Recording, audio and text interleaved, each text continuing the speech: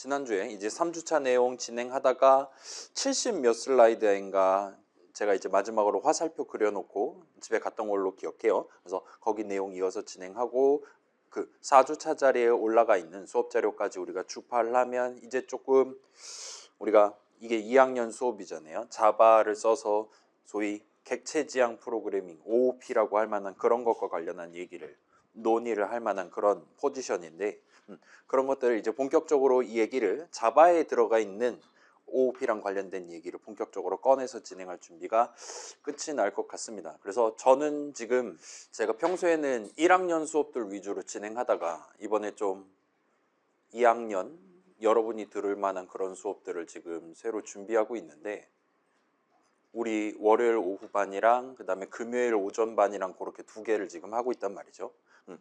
우리도 지금 자료들 새로 만들어서 지금 들고 오고 있고 금요일 것도 마찬가지인데 일단 아마도 저는 지금 딱 3시 반 된 시점에 제가 생각하기로는 오늘 잘못하면 이거 5시에 집에 가게 생겼는데 수업 자료가 좀 부실한 거 아닌가 이렇게 생각하고 스타트를 하면 꼭 나중에 남아가지고 남은 건 다음 시간에 합시다 그러고 집에 가는 것 같더라고요. 일단은 같이 한번 진행해보고 이런저런 얘기하고 뭐 정시에 끝내는 걸 목표로 한번 가보도록 하겠습니다. 자, 여러분 지난 시간 내용 기억납니까?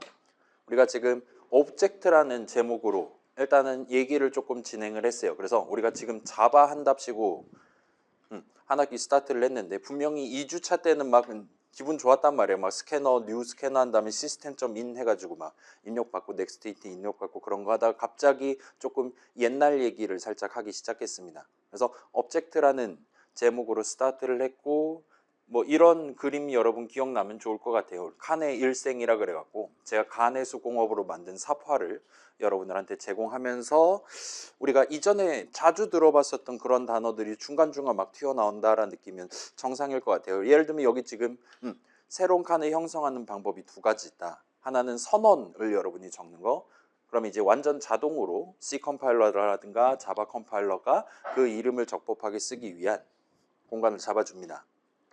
그거 말고는 이제 수식에 입각해서 예를 들면 에멀록이라는 함수에 대한 함수 줄식 적을 수 있다. 살짝 반자동 방식 소개했었고 자바 동네에서도 뉴 스캐너와 같은 식으로 해서 여러분이 얼마든지 새로운 칸을 형성을 해서 써먹는 게 가능합니다. 아무튼 선언이 아닌 여러분이 직접 수식을 적어놓고 그 수식을 계산할 때마다 새로운 칸이 형성된다라 볼 수 있을 거예요. 그 다음에 그거에 반대되는 칸의 소멸과 관련된 쪽에서도 비슷한 느낌으로 선언을 적어 놓았다면 그 선언이 적혀 있는 중괄호 열고 닫고 사이에 닫는 중괄호를 만나면 알아서 소멸한다.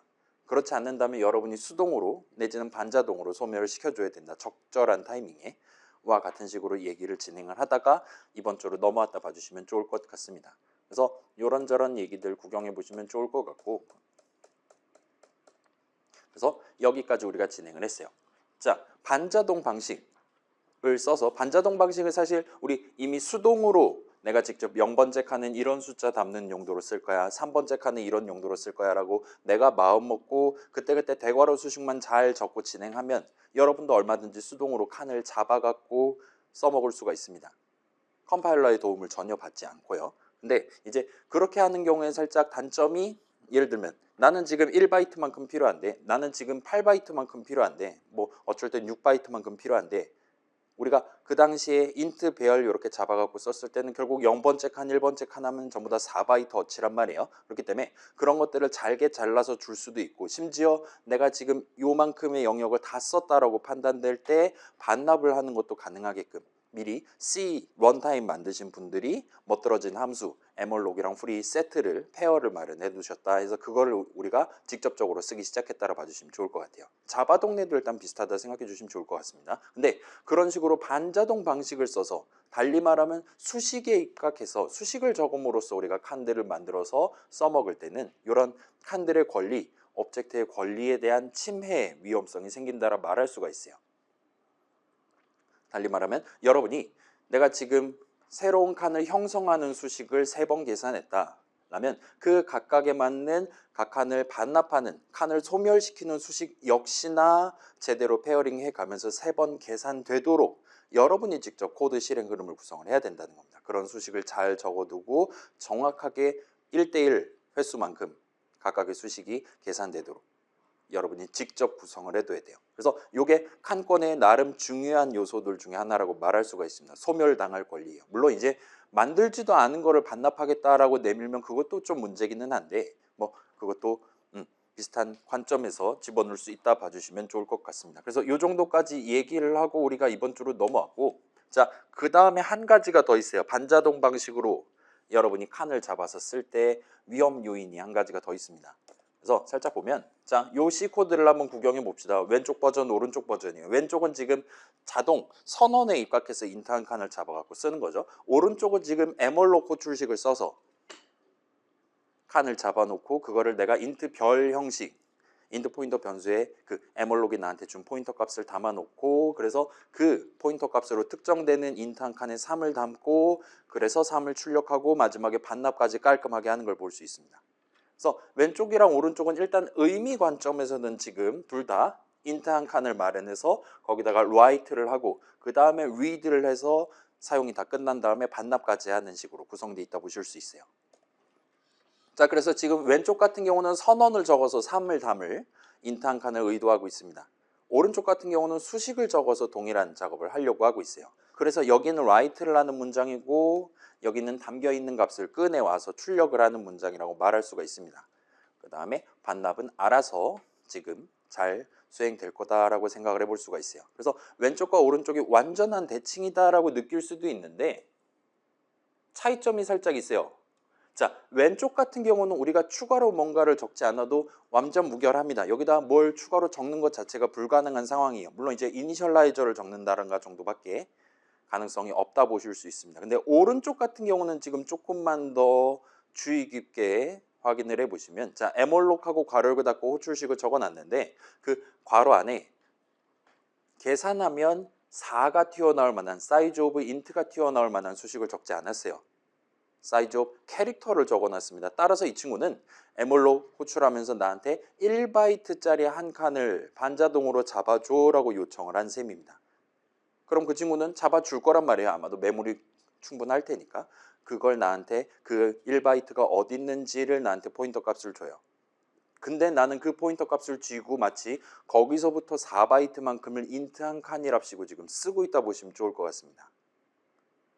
그리고 우리의 C 컴파일러는 또는 우리의 C 런타임은 이런 상황을 전혀 잡아주거나 중간에 오류 메시지를 뱉어서 꺼지라고 얘기를 한다거나 하지 않는다라고 봐주시면 좋을 것 같아요. 그래서 자, 여기는 지금 목표상 인트 한 칸을 형성해서 잡아갖고 써야 했음에도 불구하고 그에 못 미치는 1바이트만큼을 잡아서 쓰고 있었다라고 보시면 좋을 것 같아요. 그래서 여러분 혹시나 이제 윈도우 쓰는 친구들은 이런 상황에서 아예 전용 빨강색 오류 메시지가 뜨거나 아니면 아무 일 없이 넘어가거나 두 가지 중에 하나인데, 여러분이 이제 예를 들면 3학년이라든가 조금 더 강렬한 전공 수업에서는 이제 여러분 컴퓨터에 리눅스를 설치를 해가지고 오라는 그런 과제를 내시는 그런 교수님이 계실 수도 있습니다. 뭐 옆 동네 컴퓨터과도 마찬가지고요. 그래서 그런 동네에서는 이제 소위 세그멘테이션 폴트라는 엄청 무서운 단어를 여러분이 자주 구경을 해보실 수가 있어요.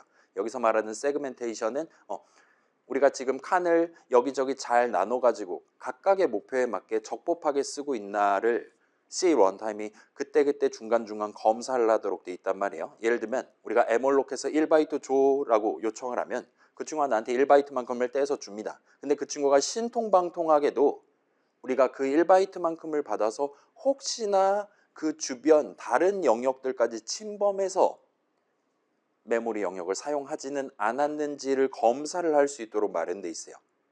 그리고 그런 잘 나눠둔 영역 안쪽에서만 사용하지 않고 바깥쪽을 침범했다 와 같은 상황을 발견하면 C 런타임이 즉시 우리 프로그램을 강제 종료하면서 요 오류 메시지를 뱉도록 보통 설계를 내놓습니다. 그거를 세그멘테이션 폴트라고 불러요. 세그멘트가 말 그대로 나눠놓은 구획 구간 같은 느낌이잖아요. 그 다음에 폴트는 반칙이죠.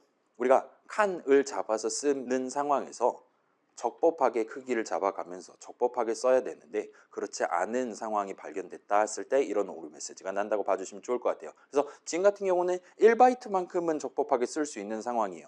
근데 그럼에도 불구하고 우리는 그 아래에 있는 두 개의 문장에서 거기서부터 4바이트만큼을 지금 read 또는 write를 하고 있다 보시면 좋을 것 같습니다. 사실 read는 보통 잡지 않아요. write가 지금 문제라고 봐주시면 좋을 것 같아요. 아무튼 그런 느낌이라고 봐주시면 좋겠습니다. 자, 왼쪽은 지금 우리가 int number 세미콜론이라고 적은 이상 절대로 우리의 C 컴파일러는 저 넘버라는 이름에 대해 1바이트를 잡아주거나 하지 않는단 말이에요. 우리가 int라고 적어놓은 한 무조건 그 int 값 하나를 담기에 적합한 크기만큼을 저 넘버라는 이름에 대해서 자동으로 잡아줍니다. 만약에 그게 불가능하다?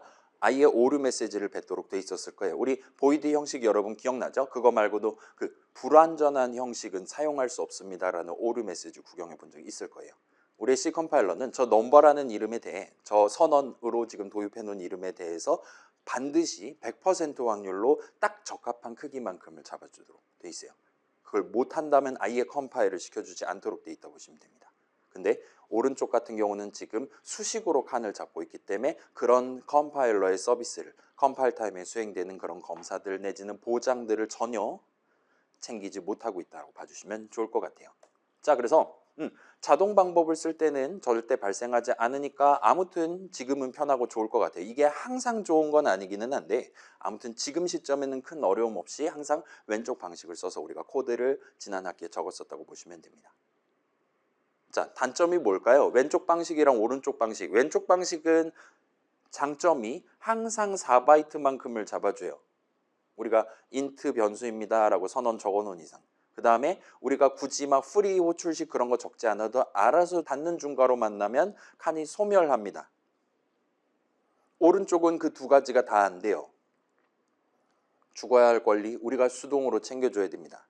호출식을 우리가 직접 적어줘야 돼요. 그 다음에 내가 int 한 칸을 쓸 거다 라면 그 int 한 칸으로서 적법하게 살아있을 수 있을 만큼의 크기를 잡아줘야 됩니다.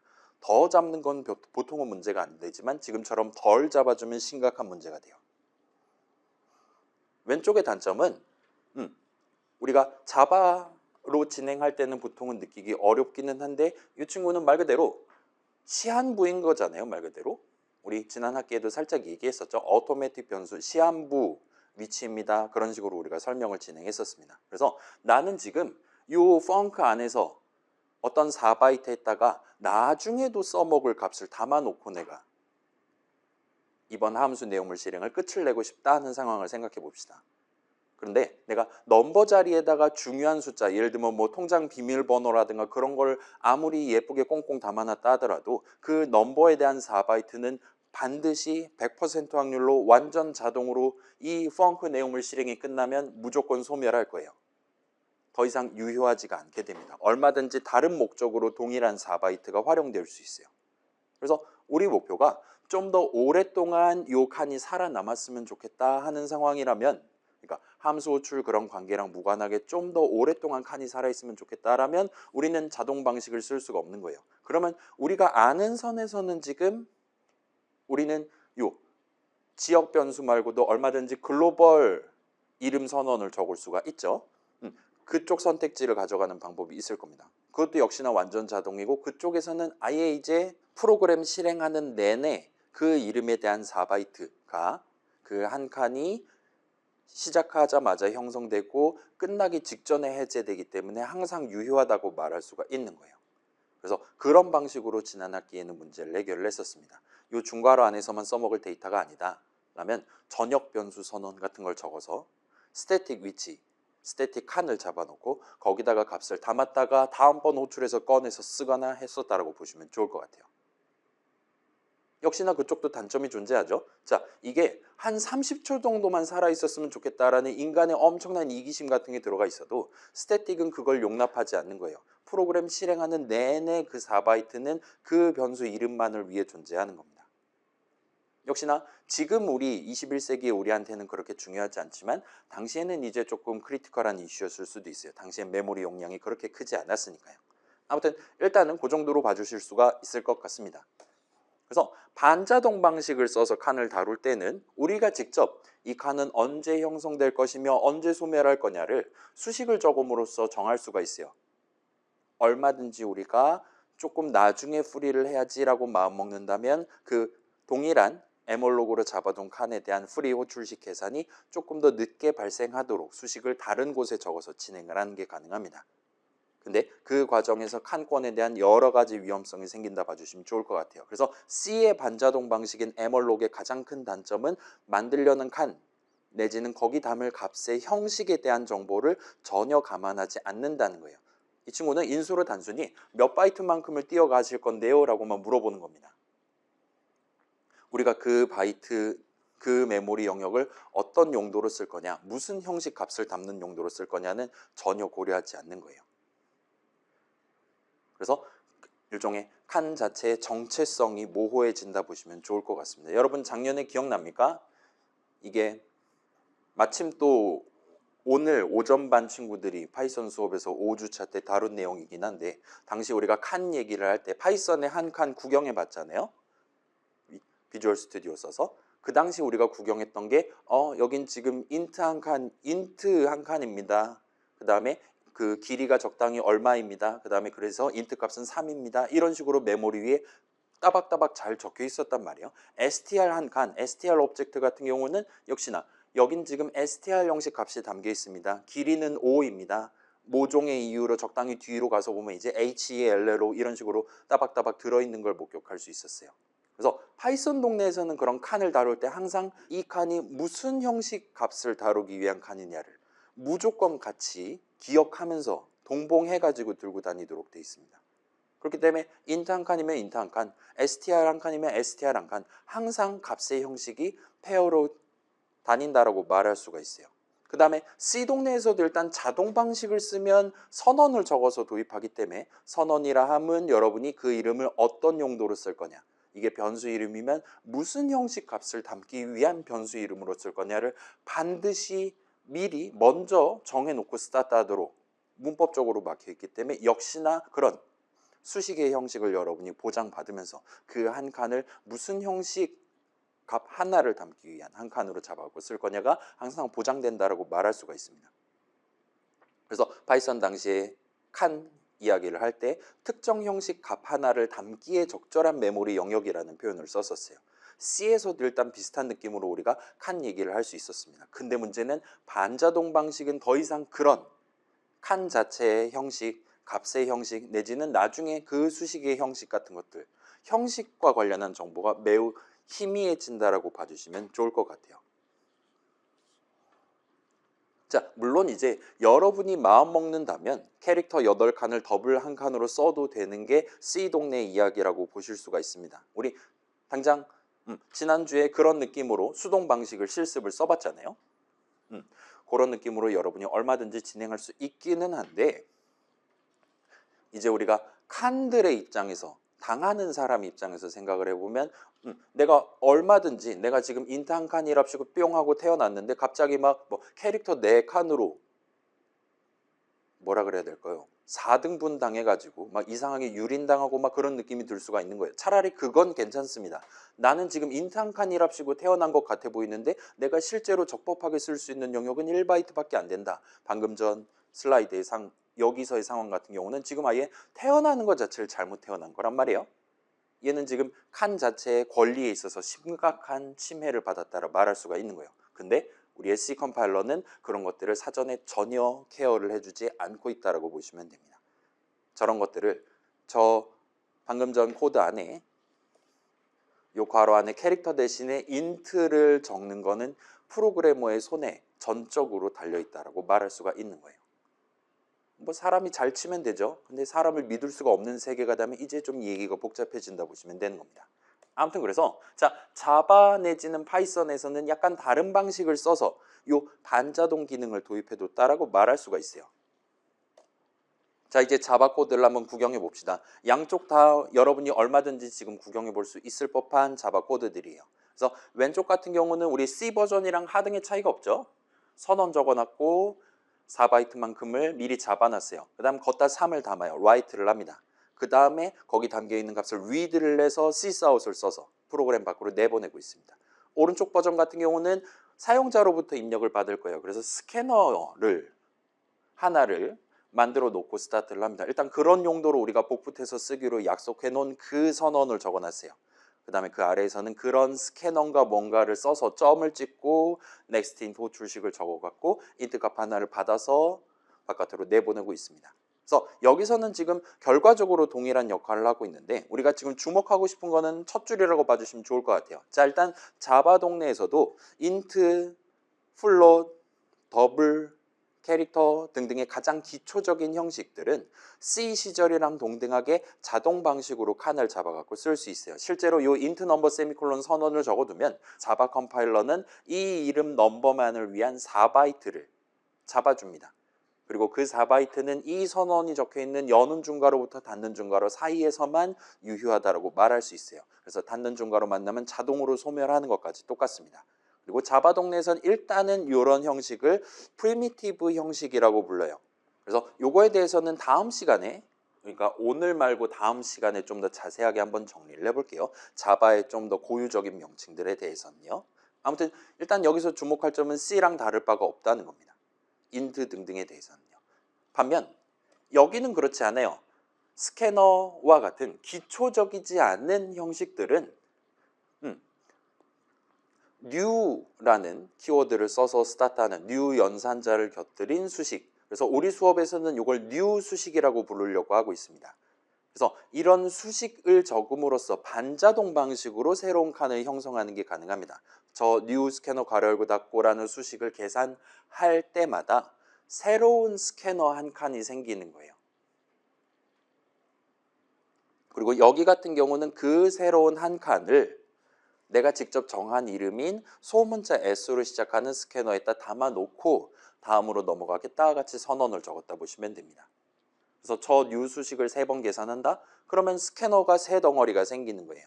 오브젝트가 3개 생긴다 보시면 됩니다. 아무튼 이런 형식, 프리미티브하지 않은 형식을 우리 수업에서는 웹버런스 형식이라고 부르려고 하고 있어요.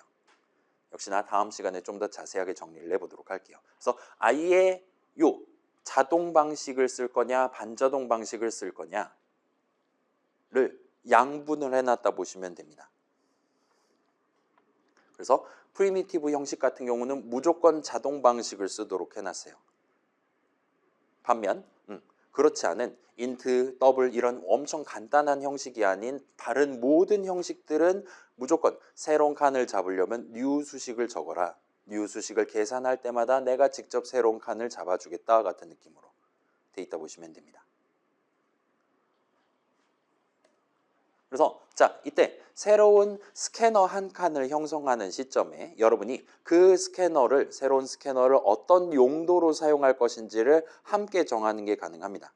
그래서 새로운 스캐너를 만들 거야 하고 괄호 열고 닫고 한 다음에 그 괄호 안에다가 여러분이 구체적으로 얘가 어디다가 붙여가지고 스캐닝을 하기 위한 스캐너냐를 따로 지정할 수 있도록 돼 있다 보시면 좋을 것 같아요.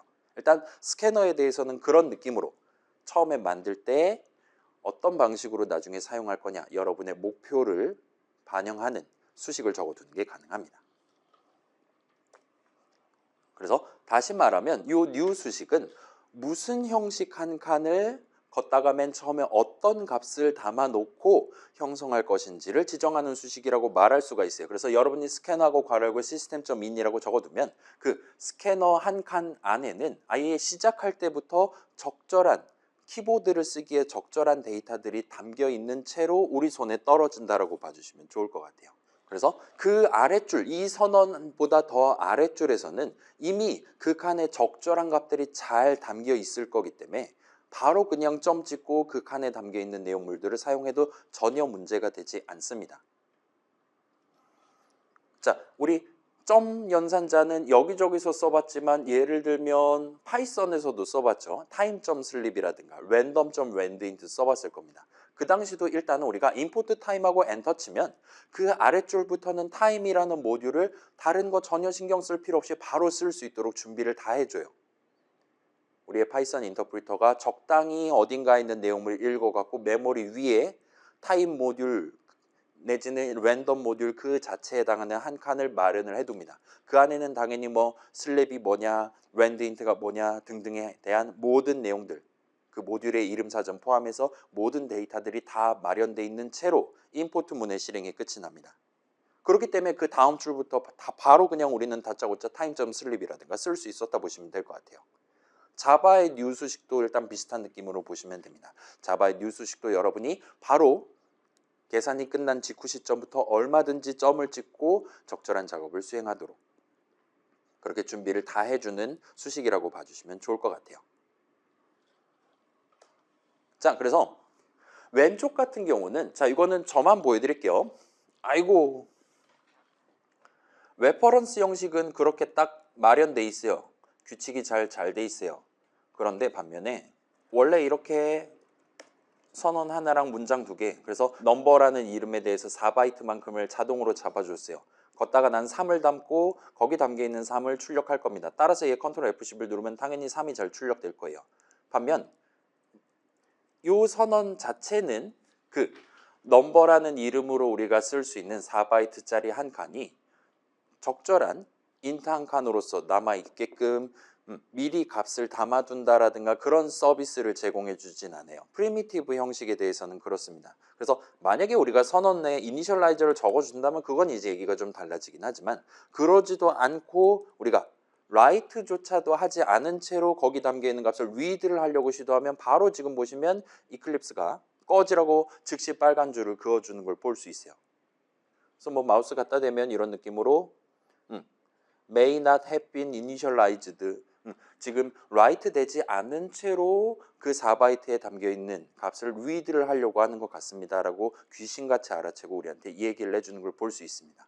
그래서 여기서는 우리가 따로 지정하지 않는다고 해서 이 선언만 가지고는 이니셜라이즈를 따로 해주지 않는다라 봐주시면 좋을 것 같아요. 그 칸에 인트 형식 한 칸으로서 나중에 적법하게 사용하기 위한 데이터를 넣어두고 스타트한다와 같은 기능은 들어있지 않다고 봐주시면 좋을 것 같아요.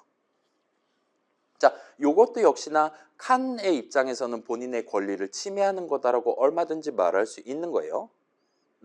칸 입장에서는 칸의 사용은 결국 두 가지라고 얘기했잖아요. write랑 read입니다. 근데 write 하지 않은 채로 거기 담겨 있는 값을 read를 하려고 한다. 요거 역시나 약간 좀 칸권 측면에서 애매모호한 부분이라고 볼 수 있는 거예요. 자, 요거는 비주얼 스튜디오도 오류를 뱉어주죠. 로컬 이름에 대해서는요. 아무튼 자바 동네에서도 동등한 느낌이라고 봐주시면 좋을 것 같아요. 그래서 여기서는 new 수식 같은 걸 적지 않아도, 달리 말하면 지금 저 선언에 이니셜라이저 같은 걸 적지 않아도 유효해요. 얼마든지 4바이트 잡아줍니다. 대신에 read 하기 전에는 반드시 write를 해야 된다라는 그 칸권 자체에 대해서는 대신에 이클립스가 직접 문맥을 확인해서 적당한 타이밍에 우리한테 빨간 줄을 그어주도록 돼 있다 보시면 돼요. 그래서 이니셜라이즈는 선택이지만 read 되기 전에 write 해야 된다라는 건 여전히 여러분의 몫으로, 프로그래머의 몫으로 남아있다 보시면 됩니다. 자, 다시 볼게요. 오른쪽은 전혀 그렇지 않아요. 여러분이 new 수식을 적는 한 반드시 여러분은 무슨 형식 새로운 한 칸을 만들 것이냐, 우린 new 스캐너, 새로운 스캐너 덩어리 하나를 만들 것이다 라고 말하면 거기서 반드시 여러분이 걷다가 맨 처음에 무슨 데이터를 담아놓고 어떻게 이니셜라이즈를 해놓고 스타트 할 거냐를 꼭 정하도록 되어 있습니다. 괄호 열고 닫고 안에 적절히 잘 적어줘야 돼요. 그렇기 때문에 나중에 여러분이 100% 확률로 바로 점을 찍고 그 친구를 쓸 수 있다고 보시면 좋을 것 같아요. 그래서 좀 복잡한 친구지만 뭐 이렇게 된다 봐주시면 좋을 것 같습니다. 마지막으로 자, 우리가 지금 new 수식을 계산함으로써 새로 형성되는 그 칸에 대한 소멸은 어떻게 발생하냐라고 질문을 할 수 있을 거예요. 그리고 이쪽에 대해서는 일단 자바 동네에서는 조금 다행스럽게도 우리는 잘 모르지만 런타임의 적절한 시점에 닫는 중괄호 만난 이후라든가 적절한 시점에 알아서 잘 해제되도록 마련되어 있습니다. 여러분이 굳이 뉴 스캐너에서 만든 그 한 칸에 대해서 프리를 따로 별도로 호출해야 된다라는 것과 같은 부담감을 제공하지 않는다고 보시면 돼요. C는 그런 게 전혀 없기 때문에 여러분이 반자동 방식으로 형성한 칸에 대한 해제를 직접 해줘야 됩니다. 반드시 단 한 번 프리가 호출되도록 해줘야 돼요. 근데 자바는 엔간한 프로그래머들이 그거 잘 못한다라는 걸 다들 알고 있기 때문에 우리 자바 런타임이 알아서 해줄게와 같은 느낌으로 자동화를 해놨다 보시면 좋을 것 같아요. 자, 이건 파이썬도 마찬가지입니다. 여러분 기억나나요? 그 혹시 작년에 그 파이썬 인트 한 칸 해킹할 때 32바이트 어치였잖아요. 다세대 주택 한 층이. 그때 이제 첫 번째 8바이트는 막 000000 FFFFF 그렇게 적혀 있었습니다. 그 다음에는 이제 그 ID 인트 값이 담겨 있었어요. 이 한 칸은 인트 한 칸이다 라는 게 담겨 있었습니다. 그 다음 8바이트에는 이게 지금 인트 한 칸의 인트 값의 길이가 얼마냐 내지 부호가 얼마냐와 같은 좀 메타데이터 같은 게 들어있어요. 그리고 그 뒤에 8바이트에 우리가 봤던 00000003 여기는 지금 인트 값 3이 담겨 있습니다 라고 되어 있는 걸 볼 수 있었습니다. 사실은 그때 봤던 32바이트 중에 우리가 설명하지 않았던 맨 앞에 있었던 그 숫자 000000 FFFF라고 되어 있는 그 숫자가 바로 여기서 지금 얘기하는 알아서 잘 그 칸을 해제하기 위한 그런 느낌의 숫자라고 여러분이 봐주시면 좋을 것 같아요. 자, 여러분 이거 구경해보고 싶습니까? 아니면 그냥 넘어갈까요? 자바도 똑같은데 자바는 좀 그지 같아요. 해킹하기가 힘듭니다. 근데 파이썬은 되게 오픈소스잖아요. 완전 겉으로 잘 드러나 있어서 파이썬 동네랑 똑같은 방식으로 자바 동네도 쓰는데 파이썬 거를 우리가 해킹을 해서 구경해 보는 게 가능해요. 파이썬의 칸의 형성과 소멸에서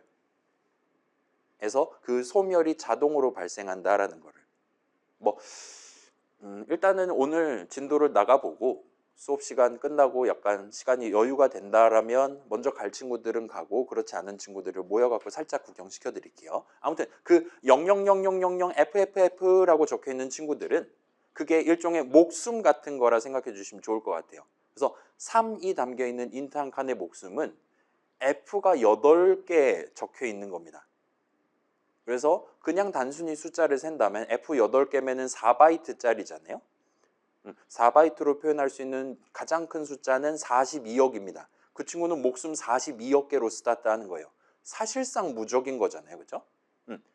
그래서 그 친구는 나 이제 더 이상 존재 가치를 상실한 것 같을 때 할 때마다 라이프가 일씩 까진다고 생각해 주시면 좋을 것 같아요. 그 다음에 예를 들면 넘버는 3하고 엔터 칠 때마다 나 이제 한 명이 또 나를 바라보고 있어. 어딘가에서 나는 또 3이 또 쓰일 것 같아. 할 때마다 그 라이프가 일씩 증가하고 빠지고와 같은 식의 증감이 발생을 한다 보시면 됩니다.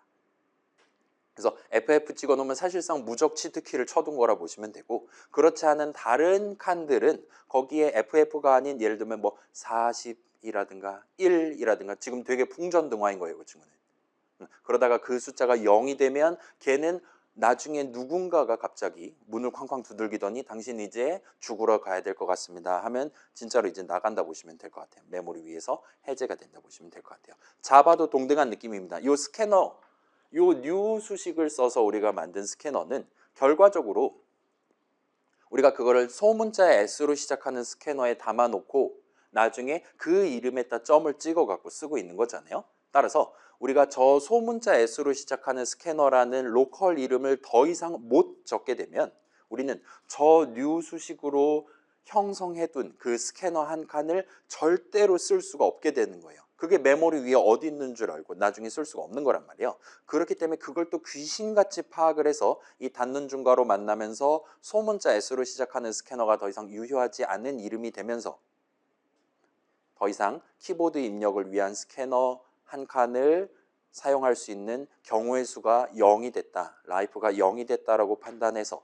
적절한 타이밍에 회수하러 온다고 봐주시면 좋을 것 같습니다. 그런 일종의 카운팅을 목숨 카운팅을 뒤에서 해주고 있다라 봐주시면 좋을 것 같아요. 누가? 자바 런타임이 그걸 해주고 있다 보시면 될 것 같아요. 그래서 알아서 그때그때 플러스 1, 마이너스 1 잘 해주기 때문에 프로그래밍 하는 우리 입장에서는 나 새로운 한 칸 필요해 할 때마다 그냥 뉴 수식 계산하도록 코드 짜버리면 되는 겁니다. C처럼 나 지금 에몰록 했으면 이거 나중에 언제 프리해야 되는 거지와 같은 걱정을 굳이 사서 할 필요가 없다 보시면 돼요. 대신에 무슨 짓 할 때마다 플러스 1, 마이너스 1 목숨 올리고 내리는 것도 결국은 우리의 인텔 CPU가 다 해줘야 되는 일이란 말이에요. 그렇기 때문에 C라든가 그런 동네에 비해서는 자바가 조금은 더 느리다라고 말할 수가 있는 거죠. 파이썬은 엄청나게 느린 걸 우리가 목격할 수 있었고요. 자바는 그거보단 빠르지만 여전히 C보다는 할 일이 많아진다라고 생각해 주시면 좋을 것 같습니다. 아무튼 자, 그게 더 이득이라고 판단했으니까 자바 동네는 그게 도입됐다라 말할 수가 있겠죠. 자, 요 프리를 안에서 생기는 문제, 칸권이 침해당해서 생기는 문제는 21세기 2025년에도 지금 하루가 멀다 하고 열심히 발생하고 있어요. 여러분 그 막 스팀 같은 걸로 게임 다운로드 받아갖고 아니면 핸드폰으로 다운받아갖고 게임 하다 보면 느려지잖아요. 그 느려지는 여러 이유들 중에 하나가 내 프로그램을 위한 메모리 공간은 한정돼 있는데 열심히 중간중간에 막 새로운 몬스터가 나왔어요. 에몰록 해가지고 그 몬스터에 대한 데이터를 담기 위한 칸을 잡아갖고 쓰다가 프리를 제때제때 안 하는 거예요. 그러면 메모리 위에 일단 형성은 돼 있지만 소멸하지 않은 영역들이 마치 악성 코드처럼 데이터긴 하지만 아무튼 그런 영역으로 가득가득 차게 됩니다. 그럼 이제 에몰록 더해줘 하면 이 친구가 고민을 한참 해야 되는 거예요. 아, 여기 지금 남은 공간이 별로 없는데 다른 쪽엔 또 있나? 막 여기저기 찾아가면서 우리한테 새로운 메모리 칸을 제공을 해줘야 돼요. 또 프리 안 하면 또 없다 그러고 그러다가 이제 나중에 결국은 내 게임이 메모리 용량이 부족해서 터진다든가 아니면 우리가 너무 게임이 느려져 가지고 우라통이 터져서 Alt F4를 누른다든가 같은 종말을 맞이하게 된다 보시면 될 것 같아요. 근데 자바를 쓰면 그런 위험성에서 원천적으로 해방된다. 약간의 성능상의 손해를 감수하고 그런 서비스를 제공받을 수 있다라 봐주시면 좋을 것 같아요. 그래서 자바 동네도 이제 자바 프로그램 엄청 빨리 돌려야 되는 상황이라면 좀 빨리 좀 회수해 주세요 라고 우리가 직접 요청하는 그런 기능도 들어있기는 합니다. 그건 나중에 다시 소개하도록 하고 아무튼 자, 자바 동네에서 반자동으로 형성해 둔 칸은 런타임의 적절한 시점에 알아서 잘 해제돼요. 이쪽은 여러분이 걱정 안 해도 됩니다. 마치 선언으로 도입해둔 이름에 대한 완전 자동으로 잡아둔 인트 4바이트 같은 것들이 완전 자동으로 해제되는 거랑 유사한 느낌으로 써먹으실 수 있다 보시면 돼요. 그래서 여러분이 굳이 뉴 수식에 반대되는 예를 들면 딜리트 수식 같은 거 적어가면서 그 칸에 대한 해제 타이밍을 각을 잰다거나 할 필요는 없다 보시면 좋을 것 같아요. 자, 이 부분이 어쩌면 이 3주차 자료에서 가장 중요하다 말할 수 있을 것 같아요. 자, 자바는 1980년대 말 1990년대에 이제 자주 사용되기 시작한 친구예요. 그래서 그 친구는 등장하면서 이런 다양한 칸들의 권리를 침해하는 요인들을 가급적 배제하거나 아니면 어느 정도는 완화하기 위한 기능들이 C에 비해서 추가적으로 들어있다고 생각해 주시면 좋을 것 같습니다. 그래서 방금 봤던 소멸당할 권리가 일단은 존재해요. 그래서 자동 방식, 반자동 방식 모두 적절한 시점에 칸이 해제되도록 우리가 굳이 추가적인 코드를 적지 않아도 지금부터 해제하면 됩니다 라고 추가적인 코드, 수식을 또는 다른 뭔가를 적지 않아도 알아서 해주도록 되어 있습니다. 그 다음에 형식 정체성을 유지할 권리, 얘는 그 캐릭터 8칸을 더블 한 칸으로 전용해서 쓴다라든가 인트 한 칸을 캐릭터 4칸으로 분할해서 쓴다라든가 와 같은 것들을 막아놨다 보시면 될 것 같아요. C 동네에서는 그걸 그냥 잘 해줍니다. 자바 동네에서는 그런 시도를 하면 즉시 빨간 줄을 그어 놓도록 돼 있다고 봐주시면 좋을 것 같아요. 그래서 항상 적절한 크기로 칸이 잡히도록 돼 있어요. 그 다음에 나중에 그 칸을 다른 형식으로 간주할 수 없도록 막혀 있다고 봐주시면 좋을 것 같아요. 그 다음에 방금 확인했던 write 되기 전에 read 되지 않을 권리 역시나 잘 보장되어 있다고 봐주시면 좋을 것 같아요. 그래서 레퍼런스 형식의 경우 여러분이 new 수식을 적어서 반자동으로 칸을 잡도록 규약되어 있습니다. 그리고 그 new 수식을 적을 때 여러분은 반드시 괄호 안에 본인이 이 스캐너를 무슨 용도로 쓸 거냐를 적어서 그 new 수식을 디테일을 다 살려놓고 완성하도록 해놨어요. 그리고 여러분이 그렇게 적어두기만 한다면 나머지는 잘은 모르겠지만 자동으로 그 스캐너 한 칸에 적절한 데이터가 담겨 있는 채로 출고가 되도록 마련되어 있습니다. 그래서 여러분이 나중에 예를 들면 스캐너 한 다음에 뭐 셋 어쩌고 저쩌고 막 그런 거 호출한다라든가 여러분이 수동으로 추가적인 이니셜라이즈를 할 필요는 없도록 되어 있다고 보시면 될 것 같아요. 자, 레퍼런스 형식은 그렇고 프리미티브 형식 같은 경우는 그런 서비스를 제공하지는 않아요. 여전히 우리가 이니셜라이저 없는 일반적인 선언을 적어놨다라면 우리의 자바 컴파일러는 걷다가 맨 처음에 0을 담아준다라든가와 같은 서비스를 제공하지 않습니다. 그래서 그런 측면에서는 C랑 똑같아요. 대신에 우리의 이클립스가 이클립스라는 개발 도구가 문맥을 잘 파악해서 여기서 지금 넘버의 값을 read를 하고 있는데 이 이전에 write를 할 수 있는 가능성이 없었는데 이건 좀 문제가 있는 것 같아. 컴파일 시켜주면 안 되겠구만과 같이 이클립스가 대신 오류를 내도록 돼 있다라 봐주시면 좋을 것 같아요. 자, 이건 사실 비주얼 스튜디오도 어느 정도는 해주긴 하지만 아무튼 그렇습니다. 자바에서는 이클립스라든가 다른 개발 도구가 그거를 반드시 오류를 뱉도록 강제되어 있다라 봐주시면 돼요. 자, 지금은 우리가 write하는 코드, read하는 코드를 그냥 순차적으로 실행하면 모든 게 다 해결되도록 작성되어 있는데 이게 여러 번 중간중간에 예를 들면 분기 반복 흐름이 중간에 섞여 있다든가 하면 어쩔 때는 는을 하고 어쩔 때는 는 하지 않은 채로 출력하고 하는 상황도 발생할 수 있단 말이에요. 당연히 우리 이클립스는 그런 분기 반복 흐름까지 전부 다 체크를 해서 경우의 수들을 다 파악을 해서 결과적으로 여기에 지금 write하지 않고 read할 수 있는 가능성이 조금이라도 있으면 우리한테 빨간 줄로 오류를 뱉도록 돼 있다 보시면 됩니다. 그래서 그게 싫다라면 약간의 손실을 감수하고 선언 적을 때 이니셜라이저까지 적어놓고 스타트하는 방법이 존재할 수 있겠죠.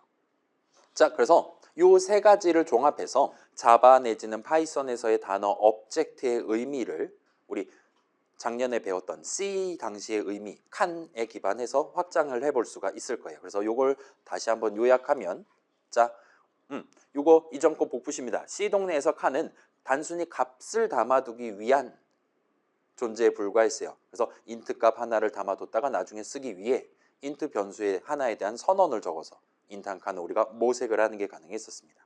물론 반자동 방식도 가능하지만요. 자, 자바에서의 object는 이러한 칸과 그 칸에 담겨 있는 값을 하나의 세트로 바라보도록 돼 있다고 봐주시면 좋을 것 같아요. 단순한 메모리 영역 4바이트 거기까지만 하고 끝나는 게 아닌 거예요.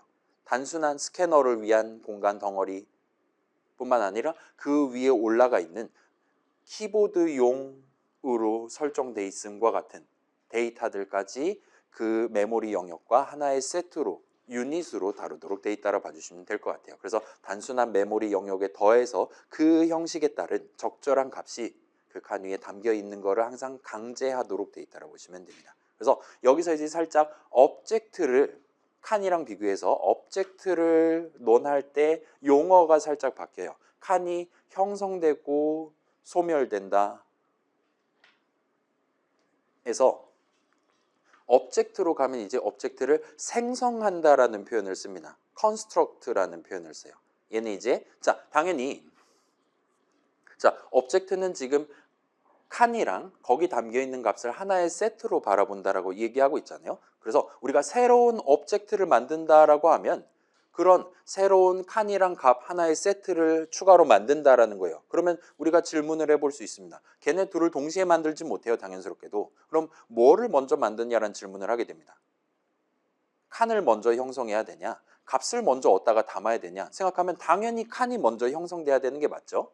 그래서 int 오브젝트 하나를 스캐너 오브젝트 하나를 만든다라고 생각을 한다면 일단 스캐너 값 하나를 담기에 적절한 메모리 영역을 먼저 잡아요. 그 다음에 그 위에 싹 예쁘게 값을 쫙 칠해놓고 출고를 한다 보시면 돼요. 거기까지가 new 수식의 계산이다라고 봐주시면 돼요. 프로그래머가 그 중간에 개입을 할 여지를 일체 제공을 하지 않는 겁니다. 아무튼 그래서 칸을 형성하고 그 위에 맨 처음에 뭐 담아놓고 스타트 할 거냐, 값을 이니셜라이즈 하는 것까지를 요 object라는 단어를 쓸 때 생성이다라고 봐주시면 좋을 것 같아요. 그럼 그거에 반대되는 construct의 반대는 destruct라고 말할 수 있을 거고 번역을 할 땐 이제 파괴라고 얘기를 한다 보시면 좋을 것 같습니다. 일단 우리 수업에서는 파괴라고 표현을 할게요. 그래서 여기는 이제 분해는 조립의 역순이잖아요. 칸을 먼저 해제해버리면 거기 위에 담겨있던 값은 더 이상 유효하게 쓸 수가 없습니다. 따라서 값을 먼저 정리를 해요. 예를 들어 스캐너 같은 경우는 우리가 클로즈 하지 않았다면 지가 알아서 클로즈를 하도록 설계되어 있습니다. 적절하게 다음번에 다른 스캐너를 붙여서 그 키보드를 또 쓸 수 있게끔 적절한 후속 작업을 해줘요. 그래서 칸 위에 담겨있던 값을 먼저 싹 적절하게 정리한 다음에 예를 들면 여러분 뭐 워드 같은 거 아니면 웹브라우저 같은 거 생각해보면 걔네들 그냥 X 버튼 누른다고 모든 걸 메모리에서 다 날려버리는 거 아니잖아요. 저 사람이 어쩌면 바로 다시 이 프로그램 또 켜서 이거 또 내용 볼 수 있다라고 판단을 해서 우리가 닫기 버튼을 눌러도 가장 마지막에 저 사람이 요 .pdf 파일, 요 파워포인트 슬라이드에 이 페이지를 지금 보고 있었다 같은 추가적인 정보를 마지막으로 저장하고 문을 닫습니다. 그런 거랑 비슷한 느낌이에요. 마지막에 정리한다라는 건 그런 느낌으로 봐주시면 좋을 것 같아요. 그래서 initialize에 반대되는 보통 finalize라는 표현을 자주 쓰기도 합니다. 오늘도 살짝 등장할 것 같아요. 그래서 필요한 경우에는 그 칸에 담겨있던 값을 일단 먼저 정리를 해요. 그 다음에 정리가 다 끝났다. 이제 메모리에서 날려버려도 상관없을 것 같다라면 드디어 칸을 해제를 합니다.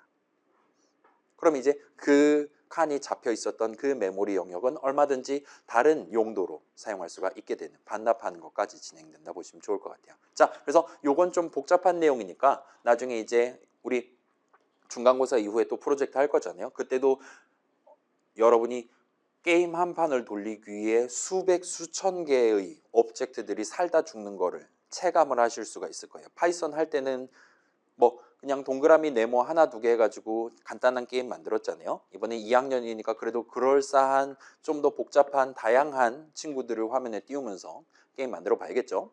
아무튼 그래서 나중에 다시 한번 천천히 음미를 해보도록 하고, 지금은 적당히 요약해서 요 자바 동네 우리가 2학년 시점에 지금 보고 있는 영어 단어 object는 값 플러스 칸, 값과 칸을 하나의 세트로 바라보는 것이다 정도로 기억을 해두시면 적당할 것 같습니다. 괜찮습니까? 작년까지는 우리가 object다라 하면 그냥 칸이었어요. 인트 한 칸, 더블 한 칸, 4바이트, 8바이트였습니다. 우리가 칸을 더 만들어야 되는 이유는 값을 더 많이 나중에 담았다가 꺼내서 쓰기 위해서였어요. 그러기 위해서 배열 같은 것도 막 튀어나오고 난리도 아니었잖아요. 대충 그렇다 보시면 될 것 같아요. 근데 우리가 자바에서 요 칸을 다룬다라는 건 조금 더 그 친구들을 권리를 챙겨주기 위해 아예 단어 object에 대한 새로운 의미를 지금 부여했다고 봐주시면 좋을 것 같아요. 그래서 이 부분만 일단 살짝 외워놓고 다음 주 이후 내용을 접해보시면, 아 그래 저 친구들 작년까지는 되게 핍박받으면서 살았으니까 이젠 좀 챙겨줄 필요가 있겠구나, 프로그래머인 내가 미리 잘 준비해둘 필요가 있겠구나 라고 여러분이 동의를 해가면서 이클립스가 자꾸 빨간 줄 그어주는 거에 대해서 덜 불만을 가지면서 자바 프로그램을 만드실 수가 있게 될 겁니다. 아무튼 다시 요약해서 object는 값과 칸을 하나의 세트로 다룬다 정도로 기억을 해두시면 좋을 것 같아요. 자, 요거는 우리 수업에서는 안 중요하긴 한데 파이썬의 경우에는 id 값 여러분 기억납니까? 파이썬 동네에서는 자바의 프리미티브 형식이 아예 존재하지 않는다라고 봐주시면 좋을 것 같아요. 그래서 우리가 예를 들면 한번 볼까요? 넘버스는 리스트 이런 느낌을 할 수 있는 거잖아요. 그래서 뭐 그래요. 이런 느낌으로 합시다. 그럼 넘버스하고 엔터 치면 우리한테 0칸짜리 리스트 담겨 있습니다라고 얘기해 줍니다. 그래서 지금 우리는 그냥 형식 이름 적고 괄호 열고 닫고 했지만 사실은 자바로 치면 저기에 항상 new가 붙어 있다라고 여러분 생각을 하셔도 무방한 거예요. 리스트 괄호 열고 닫고 계산할 때마다 무조건 새로운 리스트 오브젝트 하나를 만들어 줍니다. 그건 우리가 얼마든지 검증할 수 있어요. 예를 들면 뭐 x id 넘버스 하고, 그럼 지금은 500번지예요. 난 또 하나 만들어서 담았습니다. 또 한 번 하면 이제 6840번지 이런 느낌으로. 그래서 우리가 늘 봤던 형식 이름 적고 괄호 열고 닫고 하는 게 마치 우리 방금 전에 자바 코드에서 뉴 스캐너 했었던 거랑 거의 동등한 느낌이다라고 여러분 생각하셔도 일단은 지장이 없습니다. 반대로 일단 파이썬에는 우리 파이썬에서 선언이랍시고 적은 게 없잖아요. 그렇죠? 새로운 칸을 형성하는 방법 두 가지. 선언 또는 수식으로 할 수 있었어요. 할당모는 선언이 아니잖아요. 그렇죠? 파이썬에서 여러분이 새로운 값 내지는 새로운 칸 내지는 새로운 오브젝트를 도모하는, 새로 만드는 유일한 방법은 수식을 적는 것밖에 없어요. 따라서 방금 전 봤던 그 자바로 치면 프리미티브 형식이랑 레퍼런스 형식 두 가지 옵션이 있었는데 파이썬에는 자바의 프리미티브 형식 내지는 C의 선언과 같은 느낌으로 자동으로 칸을 잡아준다는 개념이 원천적으로 존재하지 않는다라고 생각해 주시면 돼요. 그렇죠? 대충 그 정도로 납득을 해두고 넘어가시면 이번 학기에 자바를 써서 우리 수업에서 다루는 오브젝트랑 관련한 내용이랑 파이썬의 진짜 오브젝트의 의미랑을 조금 더 수월하게 연결해서 여러분이 감상하실 수가 있습니다. 그래서 지금부터 이제 리스트 괄호 열고 닫고 같은 거 할 때마다 항상 여긴 지금 new 리스트 괄호 열고 닫고가 적혀 있는 거다라고 자기 암시를 하면서 구경하시면 얼마든지 연결해 보실 수 있을 거예요. 그렇긴 하지만 우리 수업 바운더리 안에서는 그리 중요한 건 아니니까 대충 상식으로만 해두고 넘어가시면 좋을 것 같습니다.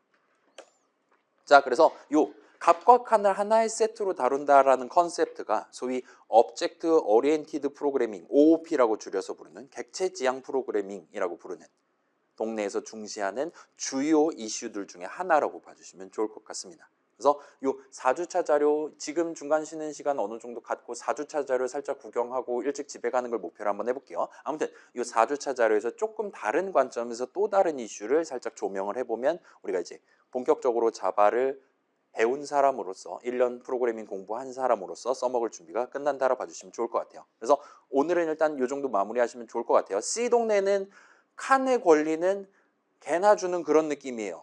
여러분이 인트 한 칸 잡아줘하고 선언해놓고 얼마든지 앰퍼샌드 연산자라든가 그런 거 쓰면 자동 방식이라고 해도 캐릭터 4칸으로 나눠서 쓰는 거 얼마든지 가능합니다.